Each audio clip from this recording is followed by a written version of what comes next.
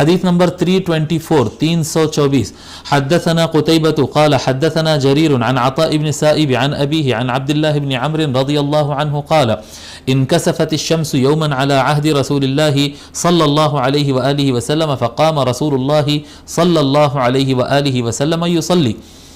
حضرت عبداللہ ابن عمرو رضی اللہ تعالی عنہ روایت فرماتے ہیں، کہتے ہیں کہ رسول اکرم صلی اللہ علیہ وآلہ وسلم کے زمانے میں ایک مرتبہ سورج گرہن ہو گیا. سورج گرہن کہتے ہیں نا، وہ سورج کے سامنے چاند آ جاتا تو سورج کی روشنی کٹ جاتی. انگلش میں کیا بولتے ہیں اس کو؟ اکلپس. جی، سولار اکلپس. سولار اکلپس کہتے ہیں، سورج گرہن کہتے ہیں، اس کو کسوف الشمس کہتے ہیں عربی میں. تو رسول اکرم صلی اللہ علیہ وآلہ وسلم کے زمانے میں ایک مرتبہ سورج گرہن ہوا، سولار اکلپس ہوا. فقام رسول اللہ صلی اللہ علیہ وآلہ وسلم یصلی حتی لم یکد یرکع ثم رکع. تو رسول اکرم صلی اللہ علیہ وآلہ وسلم نماز پڑھنے لگے. کون سی نماز ہے یہ؟ کسوف الشمس کی نماز ہے. ٹھیک ہے، حضور صلی اللہ علیہ اس کا یعنی فقہ کے چیپٹرز میں جائیں گے تو نماز کا طریقہ وغیرہ سارا کچھ آپ کو مل جائے گا. 2 رکعت نماز ہوتی ہے، اطمینان سے پڑھنا ہوتا ہے، اس کے بعد دعا کرنا ہوتا ہے. تو رسول اکرم صلی اللہ علیہ وآلہ وسلم نماز پڑھنے لگے اور اتنی لمبی نماز پڑھے، اتنا لمبا قیام تھا، یہاں تک کہ ایسا لگ رہا تھا کہ رکوع ہی نہیں کریں گے. لم یکد یرکع، ایسا لگ رہا ہے کہ جیسے سرکار وہ رکوع ہی نہیں کریں گے. ثم رکع، پھر سرکار رکوع کیے. فلم یکد یرفع رأسہ، تو آقا صلی اللہ علیہ وآلہ وسلم اتنا لمبا رکوع کرے کہ لگ رہا تھا کہ جیسے سر اٹھائیں گے ہی نہیں.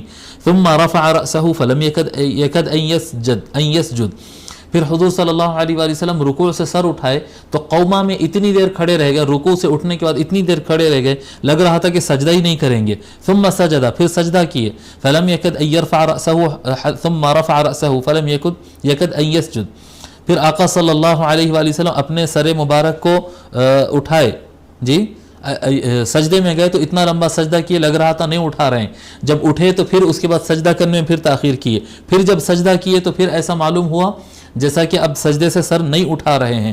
فلم یکد ان یرفع ثم سجد فلم یکد ان یرفع، جب دوسرا سجدہ کیے تو دوسرے سجدے میں جو ہے آقا صلی اللہ علیہ وآلہ وسلم اتنا طویل سجدہ کیے کہ لگ رہا تھا کہ اب سر مبارک اٹھائیں گے نہیں، اتنا لمبا سجدہ کیے.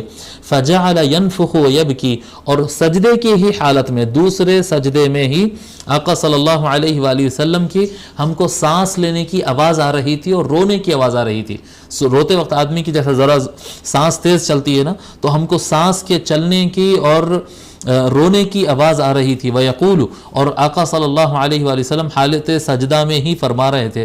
وَيَقُولُ رَبِّ أَلَمْ تَعِدْنِي أَلَّا تُعَذِّبَهُمْ وَأَنَا فِيهِمْ رَبِّ أَلَمْ تَعِدْنِي أَلَّا تُعَذِّبَهُمْ وَهُمْ يَسْتَغْفِرُونَ، میرے پروردگار آپ نے مجھ سے وعدہ کیا تھا، اے میرے پروردگار تو نے مجھ سے وعدہ نہیں کیا تھا کہ تو ان کو سزا نہیں دے گا، ان پر عذاب نازل نہیں کرے گا جب تک میں ان کے درمیان ہوں.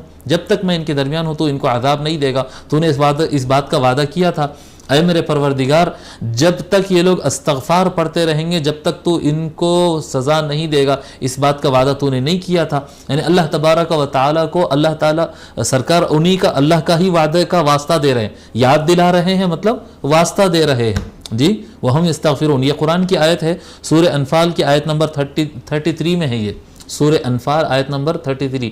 وَمَا كَانَ اللَّهُ لِيُعَذِّبَهُمْ وَأَنْتَ فِيهِمْ، اللہ تعالیٰ فرماتا ہے اللہ تعالیٰ ان کو چاہے جیسے بھی غلطیاں ہوں، جب تک آپ اے نبی آپ ان کے درمیان ہیں اس وقت تک اللہ تبارک و تعالیٰ ان پر عذاب نازل نہیں فرمائے گا.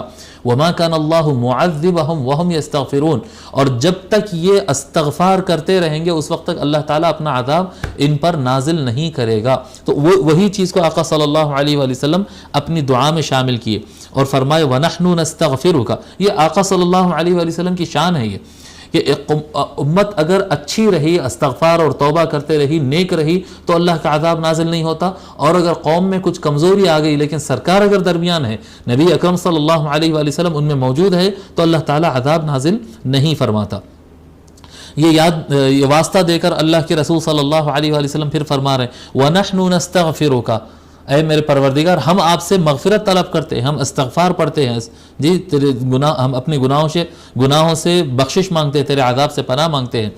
فلما صلى ركعتين انجلت الشمس، جب رسول اکرم صلی اللہ علیہ وآلہ وسلم 2 رکعت مکمل کیے اس وقت تک پھر وہ سورج مکمل کھل گیا. یعنی اکلپس جو تھا وہ ختم ہو گیا، گرہن ختم ہو گیا. فقام فحمد اللہ تعالی، پھر رسول اکرم صلی اللہ علیہ وآلہ وسلم اٹھے واثنى علیہ، اللہ تبارک و تعالیٰ کے خوب حمد و تعریف بیان کیے. ثم قال، پھر آقا صلی اللہ علیہ وآلہ وسلم نے ارشاد فرمایا، ان الشمس والقمر آیتان من آیات اللہ لا ينکسفان لموت احد ولا لحیاتہ. اللہ کے رسول صلی اللہ علیہ وآلہ وسلم نے فرمایا، بے شک سورج اور چاند یہ اللہ تعالیٰ کے نشانیوں میں سے خاص نشانیاں ہیں، اللہ تعالیٰ کے نشانیوں میں سے نشانیاں ہیں یہ، ٹھیک ہے. یہ کسی کے مرنے سے یا کسی کے جینے سے نہیں ہوتا. یہ جو سورج گرہن ہوتا ہے یا چاند گرہن ہوتا ہے، یہ کسی کے مر جانے کی وجہ سے نہیں ہوتا، یا یہ کسی کے پیدا ہونے کی وجہ سے نہیں ہوتا. جی فَإِنْ انْكَسَفَا، جب کبھی گرہن لگے چاند کو یا سورج کو، فَافْزَعُوا إِلَى ذِكْرِ اللَّهِ تَعَالَى، تو تم فوراً اللہ تعالیٰ کے کیا کہتے ہیں خوف میں اور اللہ تعالیٰ کے ذکر میں اور اللہ تعالیٰ سے بخشش طلب کرنے کے لیے فوراً چل پڑو، یعنی فوراً جاؤ اور رکعت بنو اور نماز پڑھو اور استغفار کرو. گرہن دیکھو تو اللہ تعالیٰ کی بارگاہ میں رجوع ہو جاؤ اور استغفار کرو، ٹھیک ہے. یہ کسی کے جینے، یعنی قدیم زمانے میں یہ ایک سوچ تھی، اور آج بھی بہت علاقوں میں ہے یہ سوچ، کہ اگر کوئی بہت بڑا کوئی بادشاہ ہو اور وہ بادشاہ جو ہے مر جائے، اگر بادشاہ مر جائے تو اس وجہ سے سورج گرہن ہوتا. کوئی بہت بڑا شخص چلے گیا دنیا سے اس لیے سورج گرہن ہوا، یا کوئی بہت بڑا کیا کہتے ہیں یا خراب آدمی پیدا ہو گیا آج اس لیے سورج گرہن ہوتا ہے یا چاند گرہن ہوتا ہے. یہ اس طرح سے خیالات تھے. اور یہ جو سورج گرہن ہوا تھا اس دن، یعنی سرکار یہ بیان کرنے کی وجہ کیا تھی؟ اتفاق سے اسی دن، یعنی جیسا کہ روات اور شارحین نے لکھا ہے کہ حضرت ابراہیم رضی اللہ تعالی عنہ کا انتقال ہوا تھا.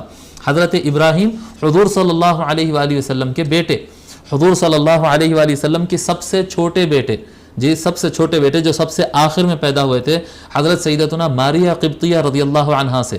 جیسا کہ ہم سابق میں بتائے، حضور صلی اللہ علیہ وآلہ وسلم کے 4 بیٹیاں اور 2 بیٹے ام المؤمنین خدیجہ سے ہے.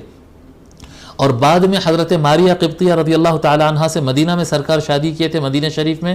وہاں پر ان کے پیٹ سے اللہ تعالیٰ نے ان کو ایک بیٹا دیا تھا ابراہیم، اور وہ ابراہیم کا انتقال ہوا.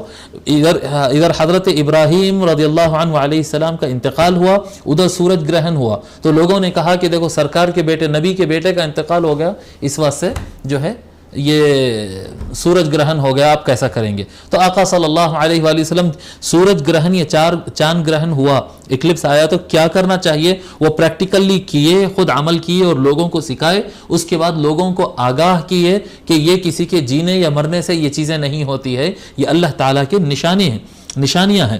جی وَجَعَلْنَا اللَّيْلَ وَالنَّهَارَ آیَتَيْن، اور وَمَا نُرْسِلُ بِالْآيَاتِ إِلَّا تَخْوِيفًا.